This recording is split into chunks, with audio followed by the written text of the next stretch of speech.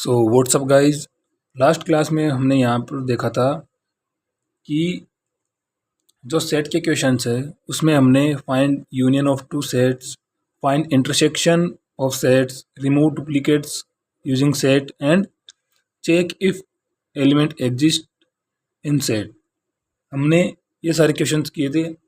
और आज बारी है हमारे जो क्वेश्चंस है वो है डिक्शनरी के, कि create a dictionary and print keys and values. तो हमें इस क्वेश्चन का जवाब देना है। हमें पहले एक डिक्शनरी क्रिएट करनी है। जैसे हमने D1 नाम से एक डिक्शनरी क्रिएट की है, इसके अंदर हम कीज़ एंड वैल्यूज़ पास करते हैं। फॉर एग्जांपल A, इसकी वैल्यू 1 दे दी, एक की है B, इसकी वैल्यू 2 दे दी, एक की है C, इसकी वैल्यू दे दी 3। और ये नहीं, अब हम थोड़ा ना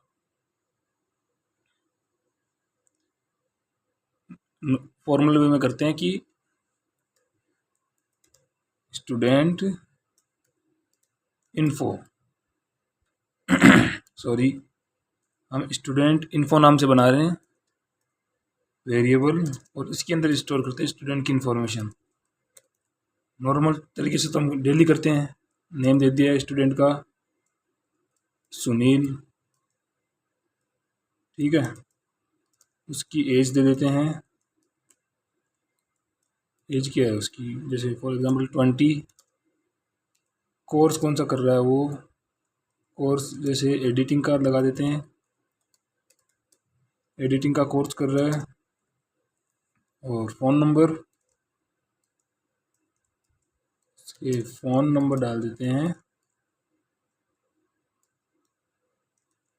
फॉर एग्जांपल कोई भी रैंडम नंबर 36789110, ठीक है। ये उसकी होगी मोबाइल नंबर।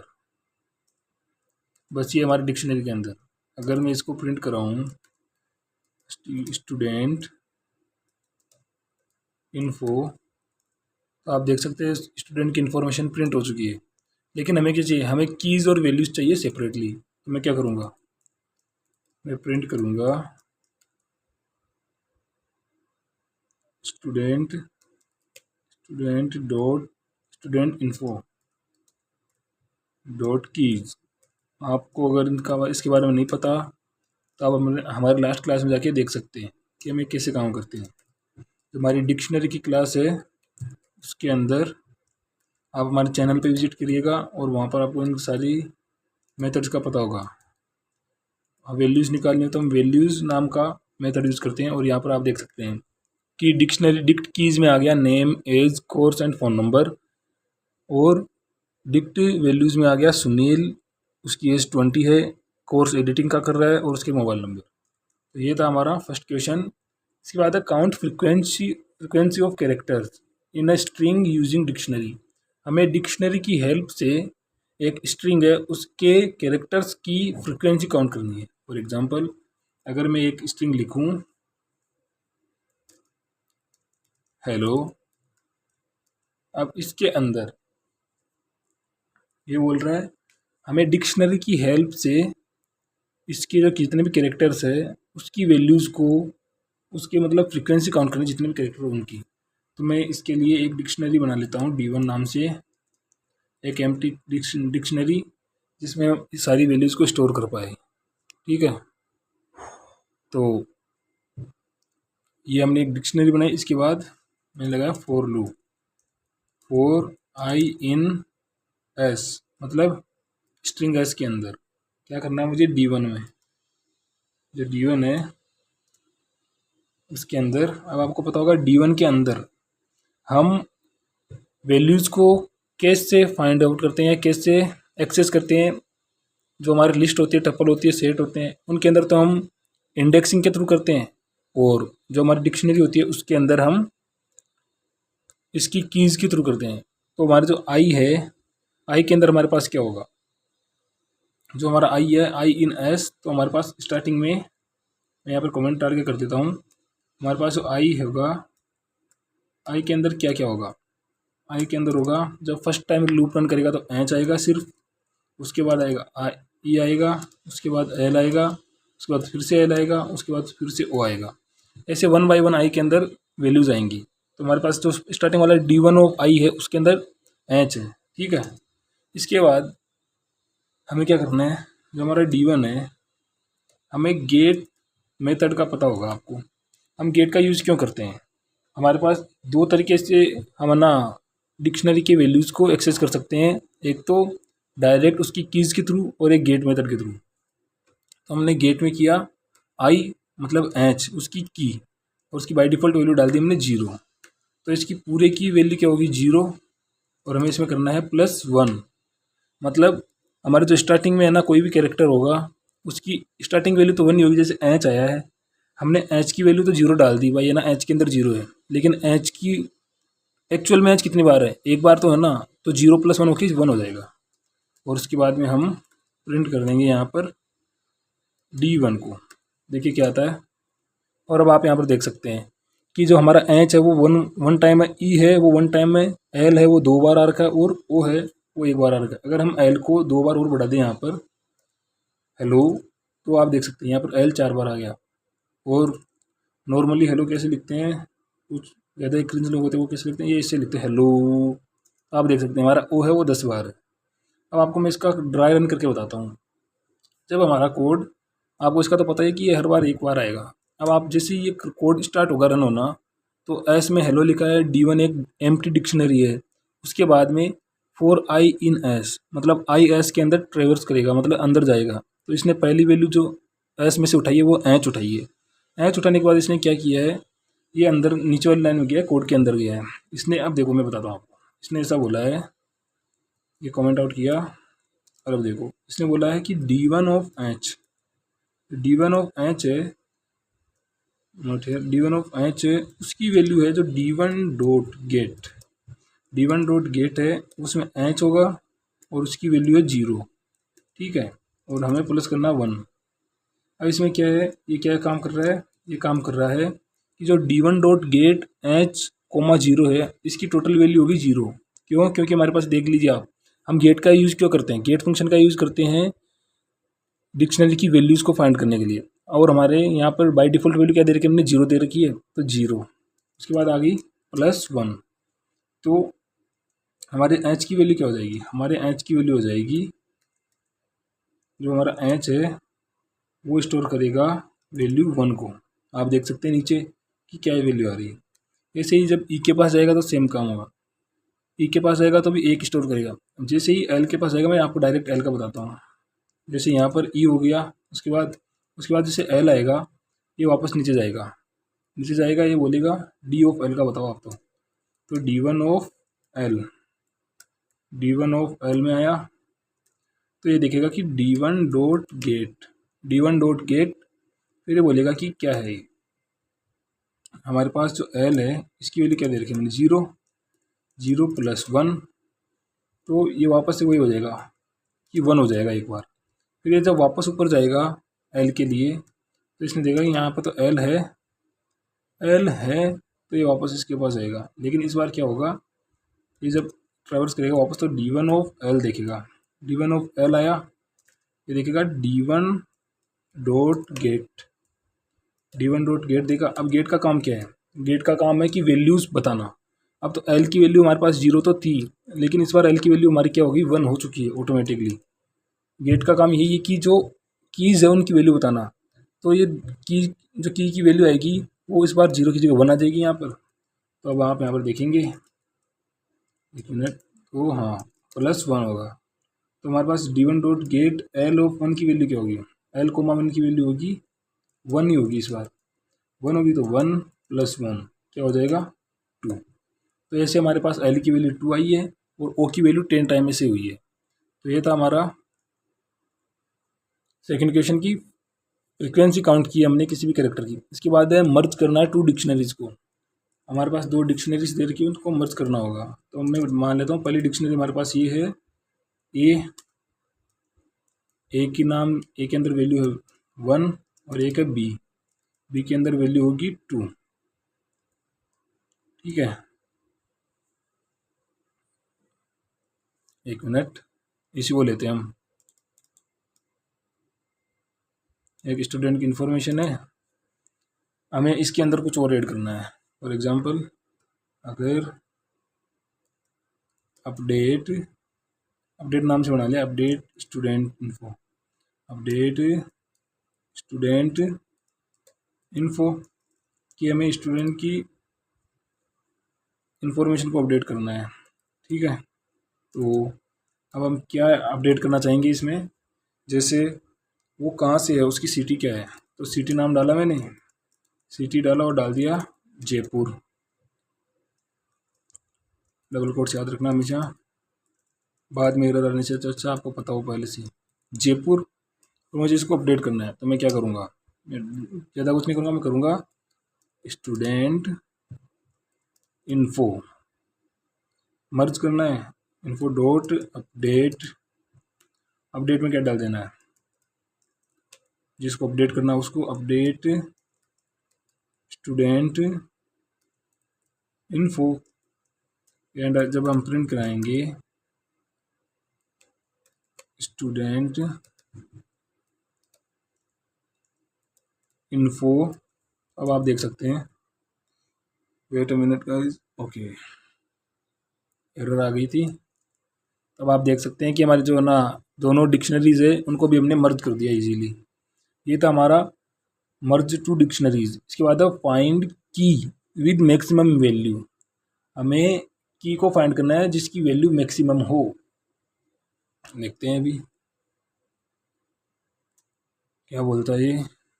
जैसे हमारे पास एक डिक्शनरी दे रखी है वापस से D1 नाम से, उसके अंदर एक तो दे रखा है ए with value 10 and be with value 20। ठीक है, अब ये बोल रहा है कि जिसकी वैल्यू मैक्सिमम हो, हाँ जिस की वैल्यू मैक्सिमम हो हमें उस की को फाइंड आउट करना है। हमारे पास यहाँ पर देख सकते हैं एक तो की है ए और एक की है बी, की जो वैल्यू है वो 10 और बी की जो वैल्यू है वो 20 है। हमें तो ऐसे करते हैं कि प्रिंट किया, हमने मैक्सिमम निकाला, maximum of D1 dot keys, incomplete 1 minute, okay. तो आप यहाँ पर देखेंगे बी आ रखा है, कि जो कीज़ की वैल्यू है, जो कीज़ है उनमें बड़ा कौन सा है, बी है। लेकिन अगर एक मिनट, अभी भी ये बी दे रहा है, लेकिन हमने क्या बोला था क्वेश्चन के अंदर, क्वेश्चन के अंदर हमने बोल रखा कि फाइंड की विद मैक्सिमम वैल्यू। हमारे पास जो मैक्सिमम वैल्यू है इस बार 100 है और बी की वैल्यू 20 है, तो 100 के हिसाब से तो हमारे पास ए प्रिंट होना चाहिए था, लेकिन यहाँ बी प्रिंट हुआ है। ये बी क्यों प्रिंट हुआ है, ये बी प्रिंट हुआ इसकी आज की वैल्यूज़ के हिसाब से। अगर हमारे पास आगे क्वेश्चन आएगा उसके अंदर हमारे पास वो बोलेगा कि है ना आज की वैल्यू प्रिंट करो, तो मैं आपको यहाँ पे प्रिंट करके दिखाता हूँ किसी भी नंबर की। जैसे ORD ऑफ, एक तो ए की प्रिंट करा रहा हूँ मैं कि ए की आज की वैल्यू क्या है, ठीक है, और एक मैं प्रिंट करा रहा हूँ, आपको मैंने ये पिछले कुछ क्वेश्चन में बताया था शायद से, इस मेथड के बारे में बताया था कि ये ORD क्यों यूज़ होता है, तो इसका भी ध्यान रखना। ये होता है आज की वैल्यू फाइंड आउट करने के लिए। अब आप देख सकते हैं कि जो स्मॉल ए है उसकी आज की वैल्यू 97 है और जो स्मॉल बी है उसकी 98 है। तो 97 और 98 में से जो बड़ा होगा वही प्रिंट होगा ना, तो इसलिए यहाँ पर ये बी प्रिंट हुआ है, लेकिन हमें तो यहाँ पे ए प्रिंट करवाना था, इसका भी ध्यान रखना। और अगर मैं यहाँ पे प्रिंट करना चाहूँ maximum of D1 dot values, तो यहाँ पर ये again the same mistake, okay. इस बार हमारे पास यहाँ पर 100 प्रिंट होगा, क्यों, इसको मैं हटा देता हूँ, ये तो आज की वैल्यूज़ के लिए दिखाया था। तो इस बार हमारे पास 100 प्रिंट होगा, क्यों, क्योंकि ये बोल रहा है कि जो D1 डॉट वैल्यूज़ है उसमें हमारे पास 100 और 20 है, हमें उसमें से मैक्सिमम चाहिए। तो इस बार हमारे पास 100 आया, लेकिन हमारा जो डिजायर्ड आउटपुट था वो था ए। अब वो कैसे आएगा, प्रिंट करो maximum of D1 dot gate, की वैल्यू है की इक्वल टू, ठीक है। इस बार देखिए आप, अभी कैसे हुआ, एक मिनट, हमें इस आउटपुट की ज़रूरत नहीं थी, हमें इस आउटपुट की ज़रूरत नहीं थी, हमें जो थी आउटपुट की ज़रूरत वो थी 100। अगर मैं इस बार इसकी वैल्यू 220 कर दूं तो क्या होगा, ये चेक करेगा कि है ना वैल्यू जो है ना कौन सी की वैल्यू मैक्सिमम है, ए की या बी की। ये देख रहा है बी की वैल्यू मैक्सिमम है, कीज़ की 220 है, तो ये बी को प्रिंट करेगा इस बार। अब ये कैसे हुआ, इसने किया प्रिंट किया मैक्सिमम ऑफ D1। D1 क्या हमारी डिक्शनरी है, और इसने बोला कि की जो हमारा D1 डॉट गेट है वो क्या करता है, वो की और वैल्यू है ना वो हमारी वैल्यू को फाइंड आउट करता है, सीधी बात ये है। अब इसमें से इसने मैक्सिमम वैल्यू निकाल दी कि जो D1 है, और एक मिनट, जिसने ये की है ना, की ने स्टोर किया है वैल्यू D1 डॉट गेट की।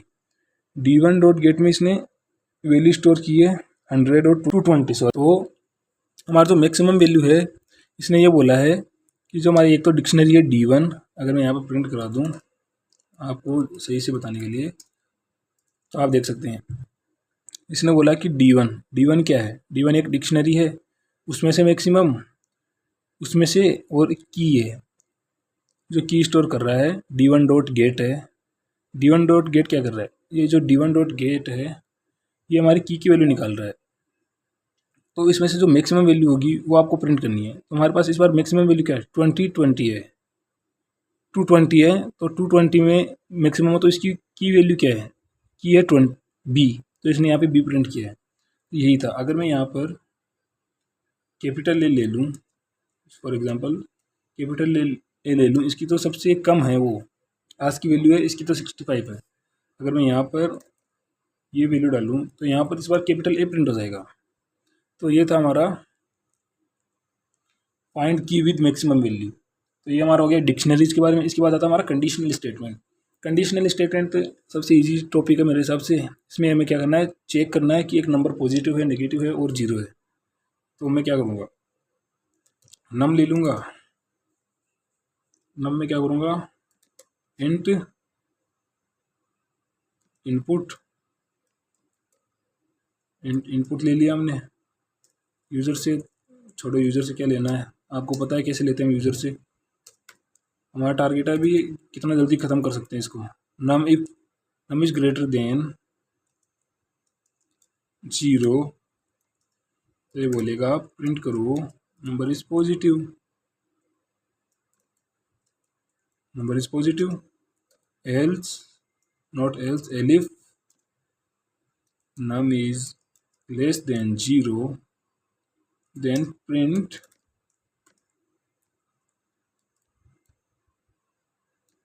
number is negative. ठीक है, और अगर ये भी नहीं हुआ, जो फाइनल है, प्रिंट करो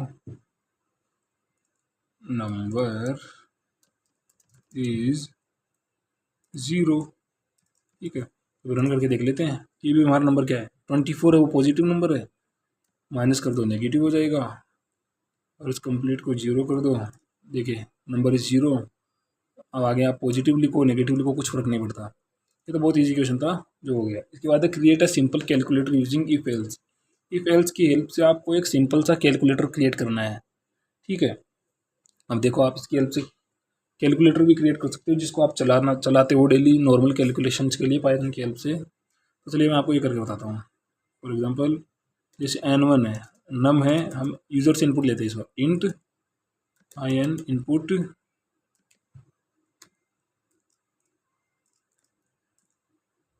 एंटर फर्स्ट नंबर।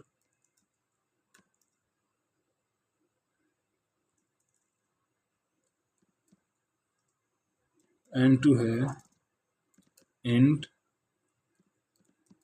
इनपुट ले रहा है, ये बोल रहा है कि पहला तो कर दिया, सेकंड भी कर दो, एंटर सेकंड नंबर। तो ठीक है, हमने ये भी कर दिया। यहाँ पर ये डबल कोट क्लोज नहीं किया हमने, ये क्लोज कर दिया वापस से। ठीक है, अब जो हमारा ऑपरेटर लेना है, ऑपरेटर है, ऑपरेटर क्या होता है, plus minus multiplication and divide. हम ये नॉर्मल सिंपल कैलकुलेटर बना रहे हैं, वो कॉम्प्लेक्स वाला नहीं बना रहे, और साइंटिफिक वाला तो बिल्कुल भी नहीं।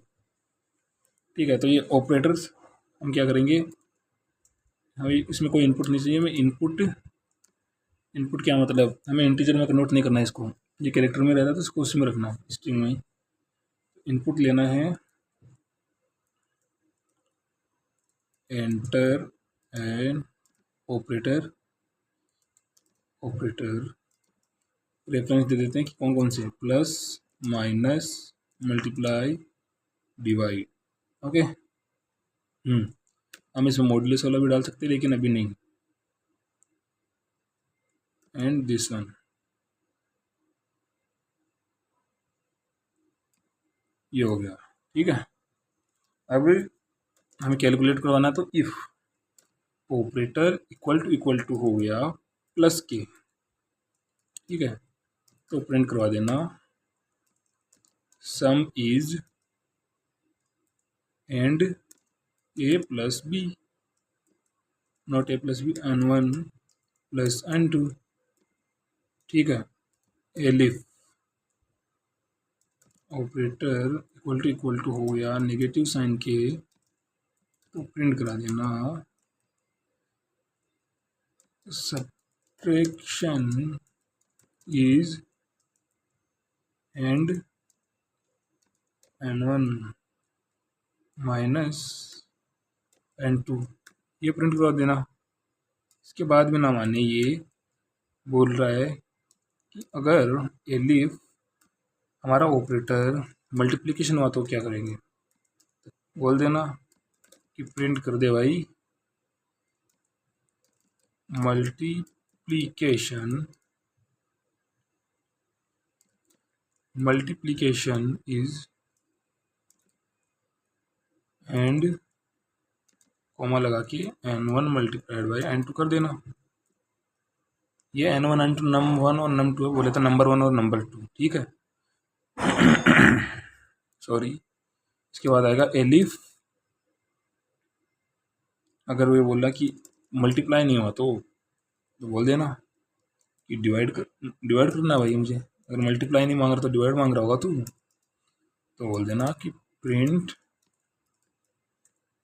डिवीजन इज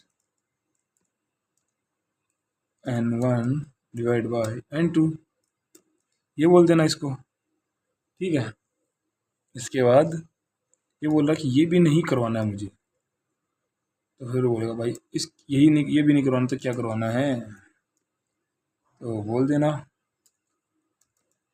कि अगर तुझे ये भी नहीं करवाना तो आप डायरेक्ट प्रिंट करो कि इनवैलिड इनपुट। ठीक है, इनवैलिड इनपुट बोल देना। अगर मैं यहाँ पे रन करूँ इसको, फॉर एग्जांपल 24 एंटर किया, नंबर जो 2 है वो डालना है, इसको भी 24 डाल देते हैं, और जो ऑपरेटर है वो कौन सा ऑपरेटर डाले, प्लस डाल दे, प्लस डाल दिया, और 48, सम इज 48। ठीक है, अगर हम इसको वापस से रन करें, 24 एंटर किया, 24 एंटर किया, अगर मैं मल्टीप्लाई करना चाहूँ तो 576, इस तरह से आप मल्टीप्लाई कर सकते हैं, डिवाइड कर सकते हैं। अगर मैं यहाँ मॉड्यूलस का भी डालना चाहूँ तो ये लो जी, मैं मॉड्यूलस का भी डाल सकता हूँ यहाँ पे, और यहाँ पे क्या करना पड़ेगा, एक और एलिफ डालना पड़ेगा, उसमें हमें मॉड्यूलस डालना पड़ेगा बीच में। फॉर एग्जांपल एलिफ, क्या एलिफ में क्या आएगा, अगर ऑपरेटर इक्वल टू हो जाए मॉड्यूलस के इक्वल, तो क्या करना है, वही सेम काम करना, वापस प्रिंट करना है रिमाइंडर इज डालना है, और n1 मॉड्यूलस n2 करना है, बस दैट्स इट। अगर मैं वापस से रन करूँ, 15 एंड 3 एंड रिमाइंडर, इस बार मॉड्यूलस डालूँ मैं, ये ला मॉड्यूलस, तो ये ले 0 की कुछ नहीं बचेगा। अगर इस 15 की जगह मैं 16 डाल देता तो रिमाइंडर अपना 1 आ जाता, ये रहा 1। तो इस तरह से हमने अपना सिंपल कैलकुलेटर क्रिएट कर लिया। आप कोई से भी यहाँ पर ऑपरेशन डाल सकते हो, एंड वाला भी डाल सकते हो, मतलब मल्टीपल आपको जितने चाहिए उतने डाल सकते हो इफ एल्स की मदद से। और इससे भी एक स्टेप आगे आप मैच वाले स्टेटमेंट से भी ये काम कर सकते हो, जो हमने मैच वाले स्टेटमेंट बताया था उसकी हेल्प से। इसके बाद आता है हमारा grade system based on marks. For example अगर मैं यहाँ पर ग्रेडिंग सिस्टम वाला, तो मैंने एक क्वेश्चन भी कराया था उसके अंदर, हमारा इफ स्टेटमेंट वाला था ना, स्टेटमेंट वाला, उसके अंदर ये बोल रहा है if marks are greater than equal to 90, print करना है ग्रेड ए। ठीक है, elif marks are greater than equal to कितना 75 रख ले, 75। ठीक है, 75 देन प्रिंट करते हैं ग्रेड बी एलिफ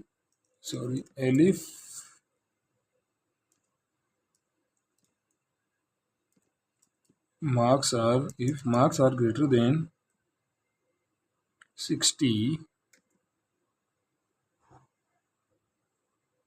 नॉट 60, 50 कर सकते हैं, इतने नंबर नहीं लगाएंगे बच्चे, ज़्यादा को ग्रेड अच्छी देते हैं ना, तो प्रिंट कर देंगे ग्रेड सी।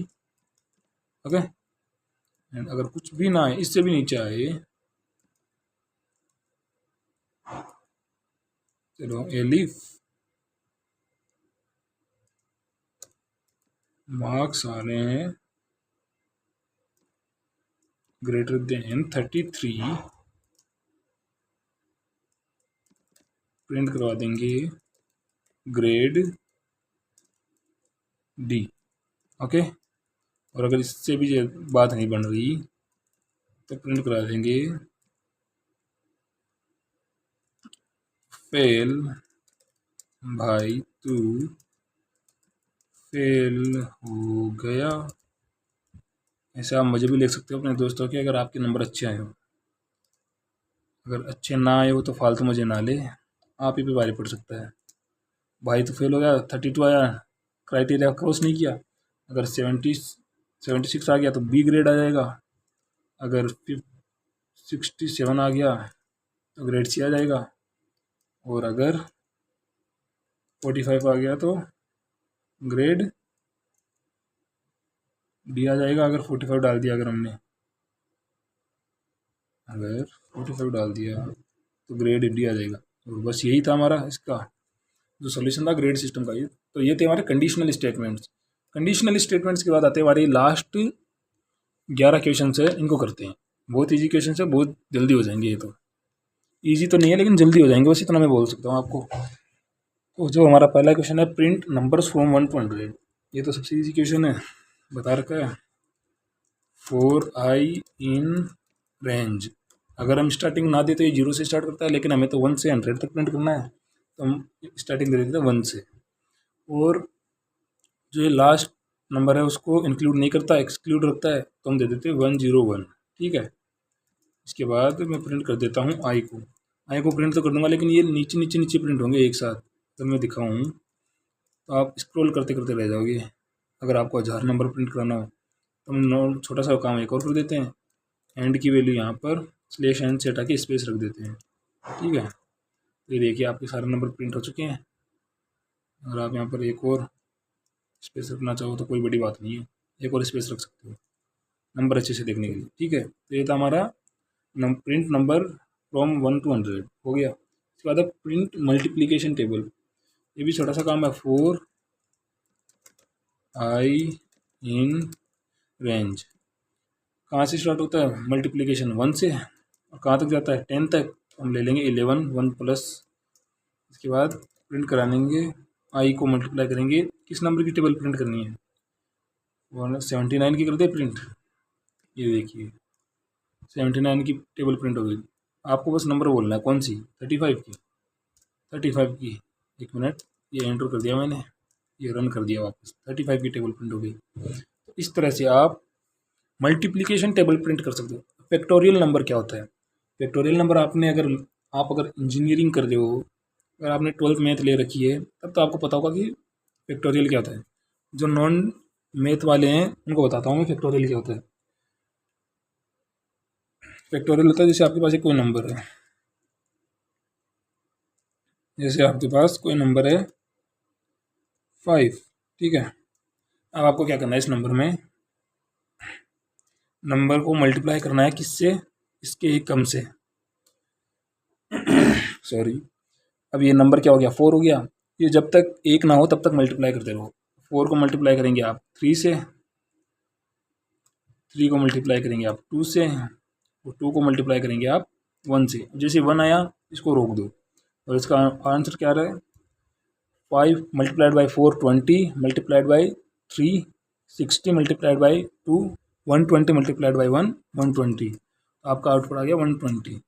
ऐसे ही आप बड़े बड़े नंबर्स के निकालना हो तो, अगर सोचो आपको 7 का निकालना हो फैक्टोरियल, अगर फैक्टोरियल ऑफ 7 निकालना हो, फैक्टोरियल ऑफ 7 निकालना हो तो क्या निकालोगे आप करोगे,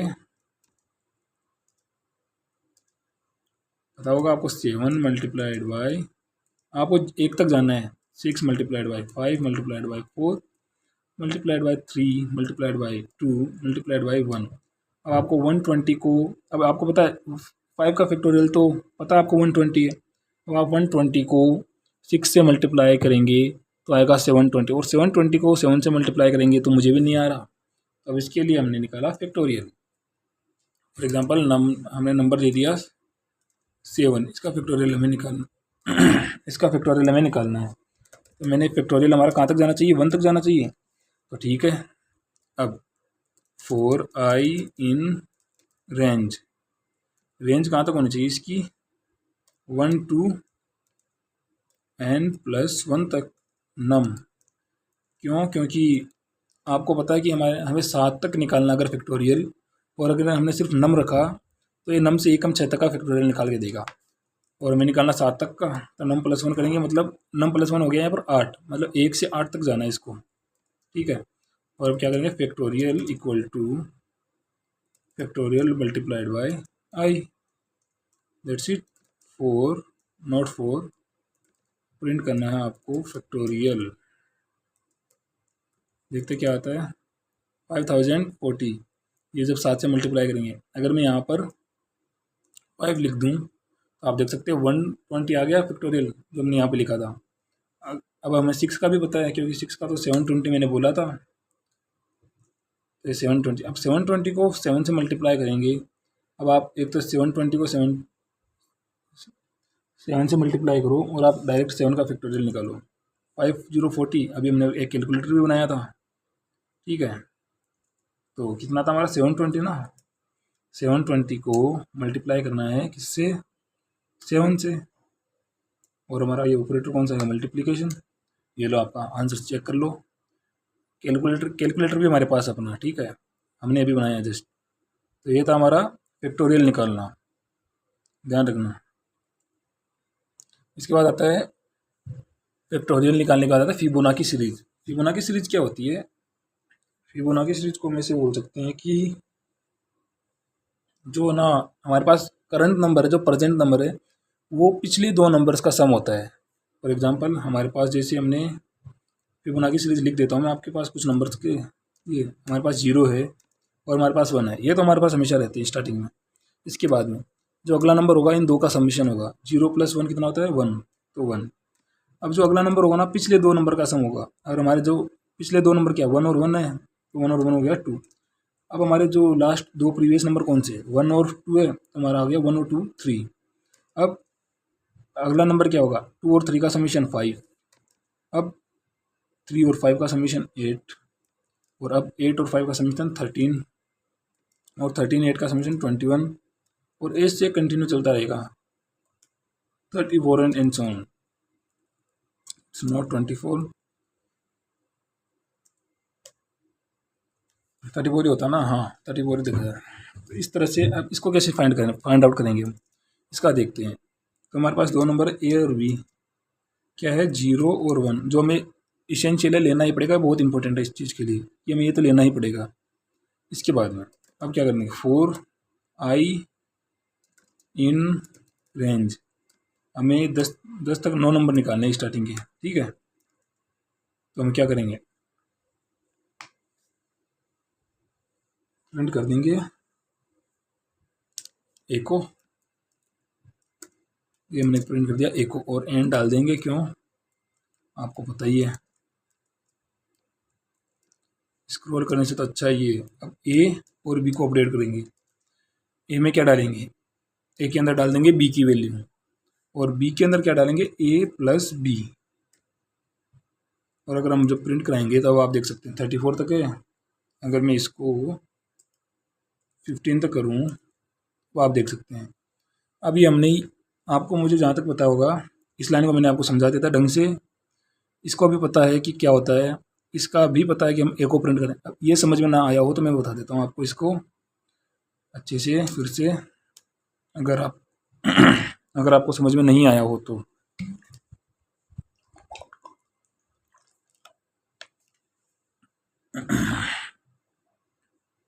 सॉरी। अब हमारे पास जैसे ए है, ए की वैल्यू 0 दे रखी है हमने, और बी की वैल्यू दे रखी है 1। ठीक है, अब हम यहाँ पर प्रिंट करेंगे। ठीक है, यहाँ पर हम अपना काम प्रिंट करेंगे।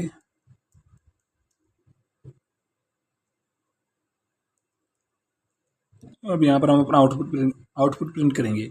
तो लूप के हिसाब से हम जो पहली जो चीज़ प्रिंट कर रहे हैं वो है 0, तो हमने यहाँ पे 0 प्रिंट कर दिया। 0 प्रिंट करने के बाद हमें स्पेस मिला, और स्पेस मिलने के बाद हम अगली लाइन में गए। अब अगली लाइन जो है उसका मतलब क्या है कि ए की वैल्यू है वो बी में डालो, ए के अंदर जो है बी की वैल्यू डाल दो, और जो बी है उसके अंदर क्या करो, आप ए प्लस बी कर दो। मतलब आपको पहले क्या करना है, ए की वैल्यू है वो बी के अंदर डालो। मतलब जो ए की वैल्यू, ए के अंदर जो वैल्यू 0 है उसको ओवरराइट करके बी की वैल्यू डाल देंगे 1। तो अभी हमारे पास ए की वैल्यू जो है एक्चुअल में वो हो गई 1। और अब बी की वैल्यू क्या बोल रहा है, ये बी की वैल्यू बोल रहा है ए प्लस बी की वैल्यू करो। ए प्लस बी की वैल्यू मतलब हाँ, मतलब ए प्लस बी की वैल्यू मतलब जो पिछला और करंट वाला वैल्यू है वो, तो पिछला तो 0 था और अभी वाला 1 है, तो ये डाल दिया इसने 1। तो नहीं मतलब, हाँ सॉरी गाइज, मतलब जो पिछला वैल्यू है और अभी वाला वैल्यू उसकी वैल्यू डालो तो इसकी वैल्यू हो जाएगी 1। क्यों, क्योंकि हमारे पास ए की वैल्यू थी वो 0 थी और बी की वैल्यू है 1 है, तो ये 1 हो गया यहाँ पे। अब देखो, अब ये वापस ऊपर जाएगा तो यहाँ पे प्रिंट कर देगा 1, और फिर 1 प्रिंट करने के बाद क्या बोलेगा कि ए की वैल्यू क्या है, जो बी की वैल्यू थी हमारे पास, जो बी की वैल्यू हो गई थी, ये हो गई थी 1। अब ये बोल रहा है कि जो आपके पास बी की वैल्यू है वो ए में डाल दो। तो हमारे पास बी की वैल्यू 1 है तो हमने ए में डाल दी, तो वो 1 ही रहेगी। और तो ए की बी की वैल्यू है वो ए प्लस बी की वैल्यू कर दो, तो हमारे पास बी की वैल्यू तो 1 थी और ए की वैल्यू क्या होगी 1, तो 1 हो गया, तो यहाँ पर आ जाएगा 2। तो ये हो जाएगा यहाँ पर 2। और जैसे ये 2 हुआ और इसने यहाँ पे जाके प्रिंट कर दिया 1। 1 के बाद ये वापस ऊपर गया, इसने प्रिंट किया 2। 2 प्रिंट करने के बाद ये बोल रहा है कि आपके पास जो बी की वैल्यू है वो ए में डाल दो। हमारे पास इस बार बी की वैल्यू क्या है, ये 2 है, तो ये हमने यहाँ पे जाके डाल दी 2 में। तो जब मैं यहाँ पे वैल्यू रिप्लेस करूँगा 2 से, और अब ये बोल रहा है कि आपकी जो ए की वैल्यू है ए प्लस बी की वैल्यू, हमारे पास जो पहले ए की वैल्यू थी 1 थी और बी की वैल्यू क्या आ गई 2। और 1 और 2 कितना होता है, 1 + 2 कितना होता है 3, ये लो ये आ गया 3।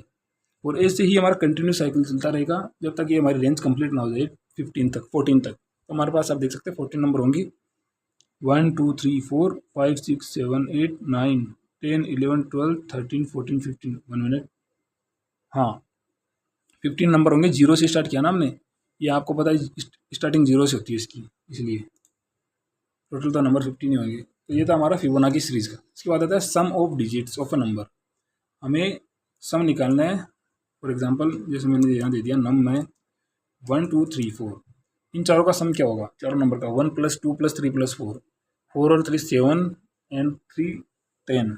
अभी हमें कोड की हेल्प से निकालना है, कैसे निकालेंगे, तो हम डाल लेते हैं कि हमारे पास स्टार्टिंग में सबमिशन है, जो नंबर है सम उसकी वैल्यू 0 डाल देते हैं और स्टार्ट करते हैं 4 या 4 लूप से, वाइल लूप से। आपको 4 के तो मैंने बता दिया, वाइल का बताता हूँ। वाइल एन नम, या तो हम इतना लिख सकते हैं और इतना भी आगे भी लिख सकते हैं, नम इज़ नॉट इक्वल टू 0, मतलब जब तक नंबर की वैल्यू 0 ना हो तब तक ये कोड रन करेगा। ठीक है, अब क्या होगा, हमें इनका समेशन करना है, तो हमें लास्ट वाले डिजिट से स्टार्ट करना पड़ेगा। क्यों, क्योंकि जब हम रिमाइंडर निकालते हैं, मैं आपको बताता हूँ, किसी भी नंबर का रिमाइंडर निकालते हैं, जैसे 1 2 3 4 है, इसका रिमाइंडर अगर मैंने निकाला 10 के हिसाब से, तो ये 123 में तो बराबर चला जाएगा, तो इसका आंसर आएगा ना, वो आएगा 4। ठीक है। और उसके बाद जब हमारे पास 123 का रिमाइंडर निकालेंगे 10 से, तो इसका आएगा 3, फिर आएगा 2 और फिर आएगा 1, और हम इसको इजीली ऐड कर सकते हैं। अगर मैं अपने कैलकुलेटर में इसको वापस से दिखाऊं, ये रहा हमारा कैलकुलेटर, तो 1 2 3 4 है, और इसका 10 का मॉडुलस निकालना है और रिमाइंडर निकालना है, तो ये रिमाइंडर का रखा मैंने, ये रहा, सॉरी। तो आप देख सकते हैं यहाँ पर 4 आया, 1 2 3 का निकालेंगे तो 3 आएगा, ऐसे होगा। जो लास्ट में रिमाइंडर बच जाता है वही होता है हमारा। तो मैं क्या करूँगा, सम में करूँगा, सम प्लस इक्वल टू क्या, नम मॉडुलस ऑफ 10। जो इस लाइन का क्या मतलब है, मैं इसका बता देता हूँ। इस लाइन का मतलब है कि जो हमारा सम है, सम के अंदर प्लस करो, मॉडुलस है 1 2 3 4 मॉडुलस ऑफ 10, मतलब इसका कंप्लीट वैल्यू क्या आएगा, 4 आएगा, और इसका वैल्यू क्या दे रखा हमने, 0। 0 प्लस 4 क्या होता है, 4। तो हमारे पास सम की वैल्यू आ गई, 4 आ गई अभी। ठीक है। अब हम क्या करेंगे, जो नम है हमारा नंबर है उसको छोटा कर देंगे। कैसे, जो नम है उसका फ्लोर डिवीज़न निकालेंगे। फ्लोर डिवीज़न में क्या आता है, जो पॉइंट के बाद वाले नंबर नहीं आते, स्टार्टिंग वाले नंबर आते हैं, इक्वल टू कर देंगे 10 से। अब इस लाइन का क्या मतलब है, इस लाइन का मतलब ये हो रहा है कि जो 1 2 3 4 है उसका फ्लोर डिवीज़न किया है हमने 10 से, जिसका आउटपुट आएगा 1 2 3। ठीक है। और ध्यान रखना, हम जब डिवाइड करते हैं तो वो वैल्यू पॉइंट में आती है, हमें पॉइंट में वैल्यू नहीं चाहिए, हमें एकदम एग्जैक्ट वैल्यू चाहिए ताकि हम और आंसर निकाल सकें। अगर हम पॉइंट में निकालेंगे, अगर डिवाइड कर दिया मैंने, तो जो पॉइंट में वैल्यू आएगी 123.4 वो सही नहीं होगी और उसका आउटपुट भी गलत आएगा फिर। तो अभी हम यहाँ तक पहुँच गए। ठीक है। अब मुझे क्या करना है, लास्ट में जाके मुझे प्रिंट कर देना है सम, नॉट हियर, प्रिंट कर देना है मुझे सम। तो आप देखेंगे कि यहाँ पर आउटपुट जो हमारा है वो 10 आएगा। ये हमारा आउटपुट आ गया 10। अभी कैसे काम किया, ये 4 हुआ, 4 के बाद हमारे पास नम की वैल्यू होगी 1 2 3। 1 2 3 के बाद ये वापस ऊपर जाएगा वाइल के अंदर, बोलेगा कि नम की वैल्यू 0 हो गई क्या, ये बोलेगा नहीं 0 नहीं हुई। तो आप वापस जाओ सम के अंदर। सम के अंदर इस बार हमारे पास जो नम की वैल्यू है वो 1 2 3 रह गई। इस बार जो हमारे पास सम की वैल्यू है वो 1 2 3 रह गई, नम की वैल्यू, नॉट सम की वैल्यू। हमारे पास सम की वैल्यू तो आ गई थी 4, और जो नम है, जो नंबर है हमारा, उसकी वैल्यू रह गई थी 1 2 3। अब 1 2 3 का मॉड्यूलस मैं निकालूंगा 10 से, तो इस बार हमारे पास आ जाएगा कितना, 3। तो ये इस बार ऐड करेगा 4 प्लस 3, 4 प्लस 3 को ऐड करेगा तो हमारे पास आ जाएगा सम की वैल्यू इस बार आ जाएगी 7। 7 आने के बाद ये वापस जाएगा नीचे, और जो ये 1 2 3 है इसको फ्लोर डिवीजन करेगा तो इसकी वैल्यू रह जाएगी 12। 12 रहने के बाद ये वापस जाएगा, चेक करेगा कि 0 हो गया, ये बोलेगा नहीं हुआ, तो ये वापस निकालेगा 7 प्लस 12 रिमाइंडर बाय 10। तो ये बोलेगा कि इस बार हो गया 2 आ जाएगी इसकी वैल्यू। तो 7 प्लस 2 कितना हो जाएगा, 7 प्लस 2 हो जाएगा 9। 7 प्लस 2 हो जाएगा 9। इसके बाद वापस जाएगा, इस बार ये फ्लोर डिवीजन निकालेगा तो इसकी वैल्यू हो जाएगी 1। 1 आएगी, ये बोलेगा अभी तो 0 नहीं हुआ, अभी तो 1 है वैल्यू, 1 है। तो ये वापस जब मॉड्यूलस निकालेगा तो 9 प्लस 1 मोड ऑफ 10, 1 मॉड्यूलस 10 क्या आएगा, 1 आएगा। तो ये वापस ऐड कर देगा 1, 9 प्लस 1 इक्वल टू 10। 10 ऐड करने के बाद, 10 खत्म करने के बाद सम के अंदर वैल्यू होगी 10। 10 होने के बाद ये जब वापस जाएगा तो इसकी वैल्यू हो जाएगी 0। जब ये वापस वाइल के अंदर जाएगा, ये बोलेगा, चेक करेगा कि नम की वैल्यू 0 हो गई, ये बोलेगा हाँ 0 हो गई। मतलब क्या नम की वैल्यू 0 है, इसने बोला हाँ 0 है, तो ये बोलेगा मैं तो आगे बढ़ ही नहीं सकता, क्योंकि मैंने यहाँ कंडीशन डाल रखी कि नम इज़ नॉट इक्वल टू 0 होना चाहिए, कि नम की वैल्यू 0 नहीं होनी चाहिए। जैसे ही नम की वैल्यू 0, इसने कोड से आपको बाहर फेंका, ये कोड से जैसे आप बाहर आए, बाहर आते इसने प्रिंट किया सम, जो हमारे पास सम की वैल्यू यहाँ पर लास्ट में आई थी वो 10, वो यहाँ पर हमारे पास प्रिंट हो गई। तो ये था हमारा last question, sum of digits of number. इसके बाद आ रहा हमारे कुछ एडवांस बेसिक्स नॉर्मल क्वेश्चन, ज़्यादा कोई बड़े क्वेश्चन नहीं है। ये भी चेक करना है कि प्राइम नंबर है या नहीं। प्राइम नंबर क्या होता है, जिसमें या तो खुद जो है ना खुद से डिवाइड हो, या जिससे से डिवाइड ना हो वो वाला होता है जो 1 से डिवाइड हो और खुद से डिवाइड हो, वो होता है प्राइम नंबर। उसके अलावा किसी भी नंबर से डिवाइड होता है वो एक प्राइम नंबर नहीं होता। जैसे क्या 2 एक प्राइम नंबर है? हाँ। क्यों? क्योंकि ये अपने आप से डिवाइड होता है और 1 से डिवाइड होता है। 3, हाँ। क्या 4 है? नहीं। क्यों? क्योंकि ये 2 से भी डिवाइड होता है। तो जो 2 से डिवाइड होता है वो प्राइम नंबर नहीं होता। प्राइम नंबर हमेशा वही होता है जो खुद से डिवाइड हो या 1 से डिवाइड हो। ये 1 जो 5 है, क्या 3 से डिवाइड होता है? 2 से डिवाइड होता है? 4 से डिवाइड होता है? नहीं होता। ये 1 से डिवाइड होता है, हाँ, तो ये प्राइम नंबर है। और 5 से डिवाइड होता है, हाँ, तो कन्फर्म हो गया कि ये प्राइम नंबर है। तो हम इसको कैसे करेंगे? हमने नंबर ले लिया नम इक्वल टू 5, ठीक है। तो हम चेक करेंगे कि प्राइम नंबर है या नहीं है। तो देख लेंगे 4i इन रेंज। हम बोलेंगे कि 2 से स्टार्ट होना चाहिए। तो हम चेक कहाँ से करें? 2 से, क्योंकि 1 का तुम्हें पता है कि 1 तो डिवाइड करेगा, इस हर नंबर को 1 तो डिवाइड करता ही है, तो 1 को हम मानते हैं। इसके बाद में कहाँ तक जाएगा? नम तक जाएगा कि हाँ, कि यहाँ तक है या नहीं, क्योंकि हमें नम्स को नम से डिवाइड करने की ज़रूरत नहीं है, हमें पता है। हमें नम से एक कम तक डिवाइड करके देखना कि है या नहीं। तो हम देखेंगे if num modulus of I, num modulus of I equal to 0 हो गया तो प्रिंट कर देना not a prime number. Print कर देना प्राइम नंबर नहीं है। और ये एल्स जो है ये फॉर लूप वाला लगा रहे हैं हम, कि अगर कुछ भी नहीं हुआ तो ये प्राइम नंबर तो होगा ही प्राइम नंबर। मतलब मैं अगर इसका ड्राई रन करके बताऊं तो ये जो चलेगा लूप कहाँ तक चलेगा? 2 के लिए चलेगा, 3 के लिए चलेगा, 4 के लिए, 5 के लिए। 5 के लिए नहीं चलेगा। क्यों? क्योंकि हमारा जो लास्ट इंडेक्स है 5 नम है, उससे पहले ही खत्म हो जाता है ये। तो 2, 3 और 4 के लिए चलेगा। अब क्या होगा? नम मॉड्यूलस ऑफ आई, जो हमारा नम है वो तो 5 है। Modulus of i, modulus of i मतलब हमारे पास जो आई की वैल्यू क्या है? 2, 3 और 4 होगी, तो 2 से डिवाइड करेंगे। क्या 0 आ रहा है? नहीं आ रहा।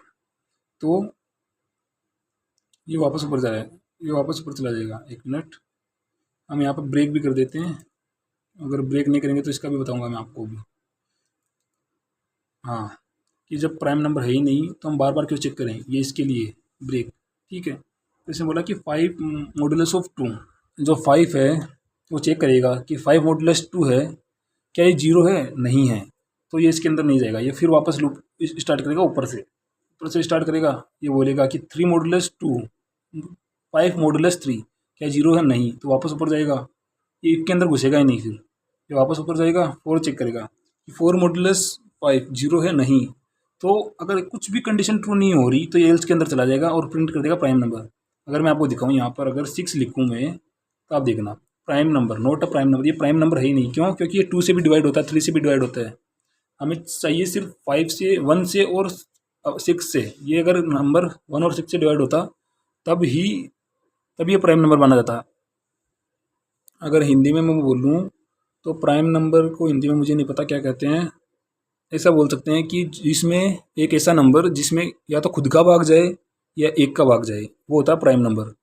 इस बात का ध्यान रखना है, ठीक है। तो अगर अब मैंने आपको ब्रेक स्टेटमेंट का बताया, अगर मैं यहाँ पर ब्रेक स्टेटमेंट ना लगाऊं तो आप देखिए, note a prime number, note a prime number, फिर प्राइम नंबर, ये कैसे प्रिंट हो गया? इसने चेक किया ये कहाँ तक जाएगा? अब जाएगा ये 6 तक, 5 तक जाएगा। इसने बोला कि 2 modulus 6 modulus 2, for example 6 modulus 2 है। इसने बोला कि इसकी वैल्यू 0 है, हाँ इसकी वैल्यू प्रिंट कर दिया note a prime number. Note a prime number print करने के बाद अब आगे कोई ब्रेक स्टेटमेंट नहीं है, फिर वापस कोड के ऊपर चला गया। ये 3 से चेक करेगा क्या 3 वाला है कि हाँ। तो जब यहाँ पर 3 आएगा, 6 मॉड्यूलस 3 होगा, इक्वल टू 0 है, हाँ, तो ये वापस प्रिंट कर देगा नोट अ प्राइम नंबर। इसके बाद आएगा 4 में जाएगा। 4 में जाने के बाद ये बोलेगा कि क्या 4 divide by 6 module 4 not 4, it's 6 modulus 4 equal to 0 है। ये बोलेगा नहीं है, नहीं है, तो ये आगे जाएगा नहीं, ये आगे जाएगा नहीं, तो वापस ये ऊपर चला जाएगा, ऊपर चला जाएगा। फिर बोलेगा 5 मॉड्यूलस 6 मॉड्यूलस 5, क्या 0 है? नहीं, ये भी नहीं है, तो ये कम्प्लीटली ख़त्म हो जाएगा यहाँ पे कोड इसका। कोड खत्म होने के बाद एल्स में जाएगा, एल्स में जाके प्रिंट कर देगा प्राइम नंबर। तो इस तरह से प्रिंट हुआ। लेकिन जैसे हमने ब्रेक स्टेटमेंट डाला, इसने पहला ही पढ़ लिया कि जो 2 मॉड्यूलस 6 है, क्या 6 मॉड्यूलस 2 है वो 0 है? इसने बोला हाँ 0 है। तो अब जब हमें पता है कि कोई नंबर एक बार प्राइम नंबर नहीं रहा तो अब कितने बार भी चेक करो उसको वो प्राइम नंबर नहीं होगा, तो हमें बार बार चेक करने की जरूरत नहीं है और हम ब्रेक स्टेटमेंट के थ्रू बाहर निकल जाएंगे डायरेक्ट कोड से। तो ये था हमारा प्राइम नंबर वाला सीन। ठीक है, इसके बाद आता हमारा फाइंड करना है greatest common divisor of two number. दो नंबर का ग्रेटेस्ट कॉमन डिवीजर फाइंड करना है। इसके लिए हम क्या करेंगे, जो हमें एक दो नंबर हमारे पास है उसमें से जैसे हमारे पास 12 एंड 60 18 है, 12 एंड 18 है, इसको हम 2 से भी डिवाइड कर सकते हैं दोनों को, 3 से भी डिवाइड कर सकते हैं दोनों को, और 6 से भी डिवाइड कर सकते हैं। अब इन तीनों में सबसे बड़ा कौन सा 6 है, तो इनका ग्रेटेस्ट कॉमन डिवीजर 6 होगा। इसके लिए हम क्या करेंगे, हमारे पास मैथ की एक लाइब्रेरी होती है, उसको हम इंपोर्ट करेंगे इंपोर्ट मैथ नाम से। ठीक है, इंपोर्ट मैथ नाम से ये लाइब्रेरी को इंपोर्ट करने के बाद हम प्रिंट करा देंगे। क्या प्रिंट करवाना है हमें, math dot greatest common divisor किसका, 12 एंड 18 का। क्या आया 6 आया। अब जैसे 18 की जगह मैं 24 कर दूँ तो 24 में किस किस 24 और 12 को कौन कौन डिवाइड कर सकता है, 12 और 24 डिवाइड होते हैं, 2 से भी डिवाइड होते हैं, 3 से भी डिवाइड होते हैं एंड 4 से भी डिवाइड होते हैं। ठीक है, 6 से भी डिवाइड होते हैं। ठीक है, अब 8 से नहीं होते, 9 से नहीं होते, 10 से नहीं होते, 12 से। अब 12 अपने आप से भी डिवाइड होता है और 24 अब 12 से भी डिवाइड होता है, तो इसका जो ग्रेटेस्ट कॉमन डिवीजर आएगा वो 12 आएगा। ठीक है, तो इस तरह से हम ग्रेटेस्ट कॉमन डिवीजर को फाइंड आउट कर सकते हैं। इसके बाद आता है count number of words in a string. कितने वर्ड्स है एक स्ट्रिंग के अंदर, हम कैरेक्टर की बात नहीं कर रहे हैं, ध्यान रखना कैरेक्टर और वर्ड्स दोनों अलग अलग चीज़ होते हैं। अगर मैं ऐसे लिखूँ hello I am Ashok Kumar from Jaipur Rajasthan. ठीक है, और ये ख़त्म किया। अब मुझे ये प्रिंट करवाना है कि इसमें कितने वर्ड्स है। ये तो मुझे पता दिख रहा है साफ साफ, 1 2 3 4 5 6 7 8 वर्ड है, ये मैं प्रिंट करा दूंगा, ये लिख भी सकता हूँ डायरेक्ट। लेकिन ऐसा हो कि आपके पास है ना 1000 लाइन हो, आपको पता करना होगी कितनी कितने वर्ड्स, तो आप कैसे प्रिंट करोगे। याद रखना, ये आप सोच रहे कहाँ काम आता है, ये बहुत अच्छी तरह से काम आता है, हर फील्ड में काम आता है। पाइथन में तो मतलब आप डेटा साइंस में जाओ, विजुअलाइजेशन करो, मशीन लर्निंग में जाओ, एनएलपी, हर जगह काम आती है इस चीज़ें। ये छोटे छोटे कॉन्सेप्ट है जो आपको पकड़ के रखने होते हैं। तो चलो मैं आपको बताता हूँ, हमने एक स्प्लिट नाम का फंक्शन पढ़ा था। फॉर एग्जांपल अगर मैं यहाँ पे लिखूँ k equal to S dot S split, ठीक है, और प्रिंट करूँ k की वैल्यू, तो क्या आएगा k, ये आप देख सकते हैं इसने जो स्ट्रिंग है उसको लिस्ट में कन्वर्ट कर दिया। अब मुझे क्या करना है, छोटा सा काम करना है, मुझे प्रिंट करना है लेंथ ऑफ k। आप देख सकते हैं 8 है जो हमने काउंट किया था। अगर मैं इसको डायरेक्ट लिखना चाहूँ पूरे को, अगर इसको हटाऊँ मैं के में लिखूँ, मैं क्या लिख सकता हूँ एस डॉट स्प्लिट, बस डायरेक्ट आंसर लिख दिया 8। मैंने वो तो आपको जो 2 लाइन दिखी थी वो तो दिखाने के लिए लिखी थी कैसे होता है, और एक्चुअल में तो हमेशा डायरेक्ट कर सकते हैं इसको। इसके बाद आता है फाइंड आस्क की वैल्यूज ऑफ कैरेक्टर। किसी भी कैरेक्टर की आस्क की वैल्यू फाइंड करनी है, मैंने आपको बताया ORD की हेल्प से सिंगल कोड या डबल कोड डालो, कैपिटल ए की क्या आस्क की वैल्यू, मैंने आपको कैपिटल ए की बता रखी है आस्क की वैल्यू, और एक स्मॉल ए की बताता हूँ ORD। स्मॉल ए से पहले आपको पता चले कि कहाँ तक है, कहाँ तक फैली है ये वैल्यूज़। ठीक है, इसका भी आपको पता होना चाहिए। ORD ऑफ, इसके बाद प्रिंट करना है ORD ऑफ स्मॉल जेड की। ठीक है, अब आप देखिए जो कैपिटल ए है वो 65 है, और 65 में प्लस 25 कर दोगे तो इसकी वैल्यू आ जाएगी कैपिटल जेड की, और ये 120 और 97 इसकी है। ये देख लीजिए, ये हमारे तो है ना इस आज की वैल्यूज़ है ना, ये है 65 कैपिटल ए की। अब आप सोच रहे हैं कि कंप्यूटर कैसे रीड करता है, अगर आपको पता हो बाइनरी में ये सारी चीज़ें रीड करता है, तो इस तरह से करता है। हर एक कैरेक्टर को, स्पेशल कैरेक्टर को नंबर में कन्वर्ट किया जाता है, फिर नंबर को बाइनरी में कन्वर्ट किया जाता है। इस तरह से काम होता है। अगर 65 का बाइनरी लिखना होगा कैसे लिखोगे आप, 32 64।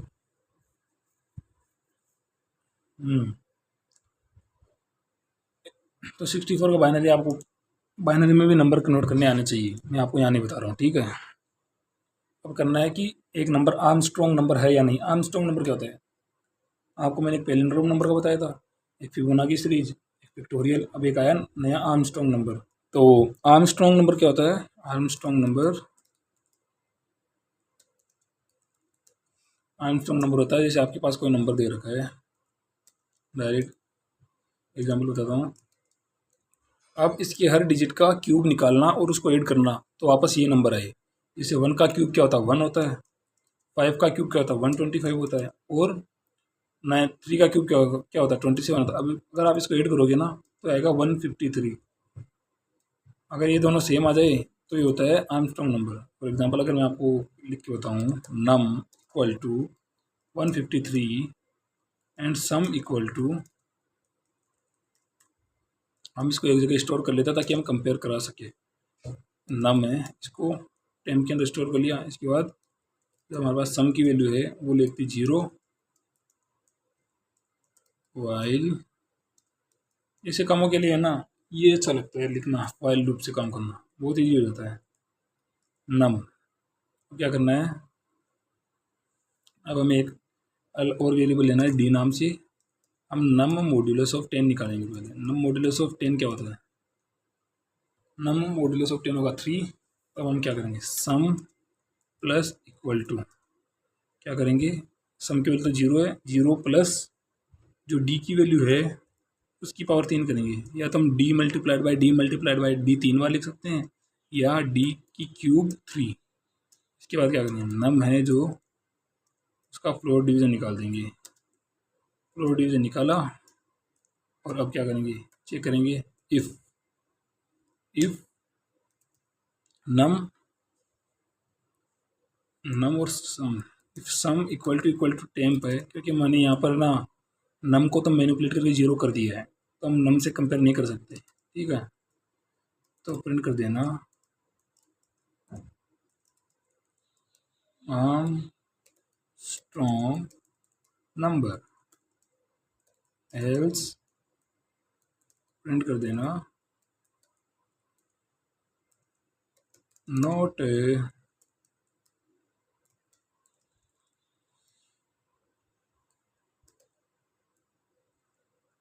Okay strong number.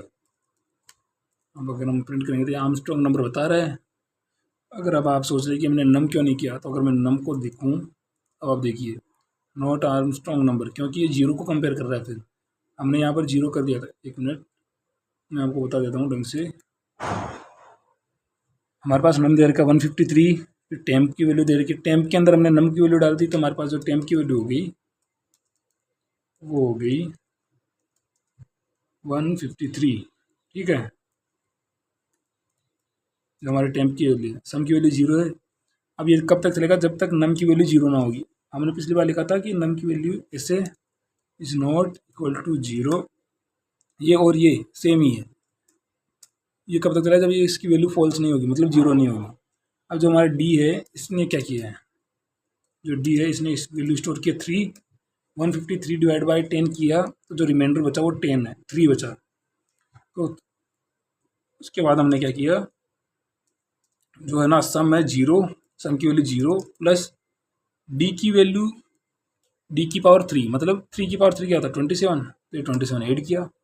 27 ऐड करने के बाद हमने क्या किया, जो नम की वैल्यू है उसका फ्लोर डिवीज़न निकाला। तो उसका फ्लोर डिवीज़न क्या आएगा, उसका फ्लोर डिवीज़न आएगा 10 के हिसाब से 1 5 15 आया। वापस ये लूप चला, ऊपर गया इसने देखा कि जो नम की वैल्यू, जो डी की वैल्यू 3 थी, अब वो क्या बच जाएगी 1 5 में से 5 बच जाएगी, 5 बची। अब 5 जो हमारे पास सम की वैल्यू है वो तो 27 होगी। तो 27 हो गई, तो 27 होगी तो हम क्या करेंगे, 27 प्लस करेंगे। 27 प्लस 5 की वैल्यू 5 की पावर 3, मतलब 5 की पावर 3, 5 का क्यूब क्या होगा 125, 125 होगा। और जब इसका फ्लोर डिवीजन निकालेंगे इस बार तो इसका आएगा 1 आएगा तो वापस ऊपर जाएगा।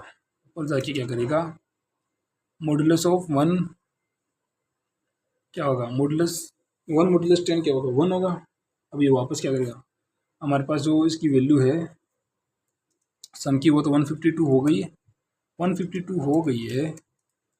तो हम क्या करेंगे, अब 152 प्लस 1 का क्यूब 3 क्या होगा, 1 होगा। तो ये कितना हो जाएगा टोटल, ये हो जाएगा 153। हमारे पास जो सम की वैल्यू आ गई वो 153 आ गई, ठीक है। और अभी वापस इसमें नीचे वाले लाइन में जाएगा, ये बोलेगा कि अब क्या होगा इसका फ्लोर डिवीजन, ये बोलेगा इसका फ्लोर डिवीजन होगा 1। जैसे ही फ्लोर डिवीजन 1 हुआ, ये ऊपर चेक किया इसने कि क्या ये कंडीशन ट्रू है कि नहीं, ये तो फॉल्स है, फॉल्स होते ही इसके बाहर आ गया। बाहर आते ही इसने बोला कि सम की वैल्यू है 1, मेरे पास सम की वैल्यू 153 है। इसने बोला मेरे पास सम की वैल्यू 153 है। फिर टेम्प ने बोला मेरे पास भी 153 है। तो बोला ठीक है, दोनों कंडीशन मैच कर रही है, तो ये आर्मस्ट्रॉन्ग नंबर है। अब मैंने यहाँ पर नम क्यों नहीं लिखा, क्यों, क्योंकि हमारे पास यहाँ पर आप देखिए नम की वैल्यू 0 हो चुकी है। तो अगर मैं नम को कंपेयर कराऊँ तो इसका कोई मतलब नहीं रहेगा। अगर मैं यहाँ पर प्रिंट करूँ टेम्प को, नम को एंड सम को, तो आप देख सकते हैं यहाँ पर हमारे पास टेम्प की वैल्यू तो 153 है, जो नम की वैल्यू है ना वो हमारे 0 हो चुकी थी, इसलिए हमने इसको यूज़ नहीं किया। और जो हमारे पास लास्ट वैल्यू है सम की वैल्यू वो भी 153 है। अगर हम किसी और नंबर के साथ करना चाहे बीच में 1 डालो तो ये आर्मस्ट्रॉन्ग नंबर नहीं होगा। आप देख सकते हैं कि जो सम आया हमारा वो क्या आया, 1513। तो ये कोई आर्मस्ट्रॉन्ग नंबर नहीं है, इसका भी आपको ध्यान रखना। ये टेम्प की, वेट अ मिनट, जो हमारे पास टेम्प की वैल्यू है हाँ वो 153 आई, 0 है। और इसकी जो सम की वैल्यू आई ना वो आई 154 ही आई है। देखो ये तो कोइंसिडेंस है, 153 के बाद 154 ही आया है कोई नंबर। एक मिनट, नोट हेयर। अब ये देखो 11 का क्या है, 111 का क्या आएगा, ये आप देख सकते हैं कैसे आंसर आते हैं इसके। तो ये था हमारा आर्मस्ट्रॉन्ग नंबर चेक करने का। अब कोई भी रैंडम नंबर जनरेट करवाना, आप इसकी हेल्प से स्टोन पेपर सीजर वाला गेम बना सकते हैं, पता है आपको। इसे एक लाइब्रेरी की हेल्प से import random as R D कर देता हूँ मैं। अगर मुझे प्रिंट कराना हो कोई नंबर तो मैं क्या करूँगा, आर डी डॉट रैंडम का रैंड डॉट इंट, और नंबर जो प्रिंट करा कहाँ से कहाँ तक 1 से 10 तक कोई भी रैंडम नंबर प्रिंट कराना। तो ये देखिए 8, अब 3, ये कोई भी रैंडम नंबर प्रिंट होगा। इसकी हेल्प से हम एक स्टोन पेपर सीजर वाला गेम भी बना सकते हैं। थोड़ा सा आपको उसमें दिमाग लगाना है। आपको क्या करना है उसके अंदर, मैं आपको जो जब हमारे आएंगे ऐसी चीज़ें तो मैं आपको बताऊंगा कि कैसे बनती है चीज़ें, लेकिन आपको बेसिक आइडिया दे देता हूँ कि आपको एक ऐसा इंपोर्ट करना है रैंडम नाम की एक लाइब्रेरी। उसके बाद आपको बोर्ड लिखना है। बोर्ड इक्वल टू जो ये हमने नंबर प्रिंट कराया ना, बोर्ड नाम का वेरिएबल, उसके अंदर हमने जो नंबर प्रिंट कराया 1 to 10 ये नहीं करना, हमें 1 to 3 नंबर प्रिंट कराना है। जो 1 to 3 नंबर प्रिंट कराएंगे इनको स्टोन पेपर सीजर का कुछ भी नाम दे देंगे और फिर यूज़र से वैल्यू प्रिंट करवाएंगे। और यूज़र से वैल्यू प्रिंट करवाने के बाद हम इनको कंपेयर करेंगे कि कौन सा ग्रेटर है कौन सा लोअर है। हम इसको है ना अपने आप से देंगे ये सारी चीज़ें कि हाँ अगर है ना स्टोन आ गया, पेपर आ गया, सीजर आ गया तो टाइम मान लेंगे। और अगर बोट ने स्टोन दे दिया और हमने सीजर दे दिया तो बोट जीत जाएगा। ऐसे कर सकते हैं हम इसका काम। तो ये था हमारा सॉरी गाइस, तो ये था हमारा अब तक का जो है ना प्रैक्टिकल क्वेश्चन थे, ये हमने कर लिए हैं। इसके अंदर हमने देख लीजिए हमने जो कुछ भी अब तक पढ़ा है इन सारी चीज़ों के प्रैक्टिकल क्वेश्चंस किए हैं। इसके बाद जो हमारा नेक्स्ट लेक्चर होगा वो होगा पाइथन के फंक्शंस के बारे में। और भी इंपॉर्टेंट टॉपिक, छोटे छोटे टॉपिक बचे हैं। पाइथन की जो सीरीज़ है ना इसके अंदर छोटे छोटे टॉपिक्स बचे हैं, उनको हम जल्दी ही कवर करेंगे। तो ये था हमारा कंप्लीट पाइथन के बारे में, जिसमें हमने ये सारी चीज़ें पढ़ी है अब तक के लिए। और इसके आगे वाले जो वीडियोज़ है उसके अंदर हम पढ़ेंगे पाइथन के फंक्शंस के बारे में, और उसके बाद में अलग अलग मैथ की लाइब्रेरीज होती है, फाइल हैंडलिंग और बहुत सारी चीज़ें पढ़ेंगे। तो इस वीडियो के लिए इतना ही। Thank you very much. अगर आपको ये वीडियो अच्छा लगा हो तो अपने फ्रेंड्स के साथ शेयर कीजिए, लाइक कीजिए, चैनल को सब्सक्राइब कीजिए। और अगर हमसे कोई मिस्टेक हो रखी हो कि हाँ हमें इस जगह पे ये सुधार करना चाहिए, तो वो भी आप कमेंट बॉक्स में बता सकते हैं। हम उसको रिज़ॉल्व करने की पूरी कोशिश करेंगे, और कोशिश क्या करेंगे, हम उसको रिज़ॉल्व करेंगे ही। तो तब तक के लिए थैंक यू वेरी मच। मिलेंगे हम अगली वीडियो में, जहाँ हम पाइथन के फंक्शंस के बारे में पढ़ेंगे।